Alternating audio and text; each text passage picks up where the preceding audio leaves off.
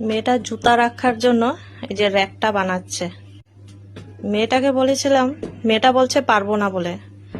তো আমি যে স্কুলে প্রজেক্ট দেয় না, তো প্রজেক্ট হিসাবে বানা, তুই দেখ পারবি নাকি।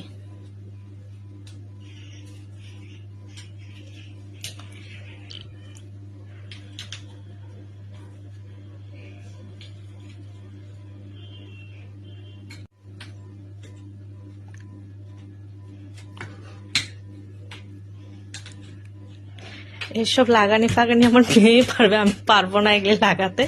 মেয়েটাকে দিয়েছি, তুই লাগা।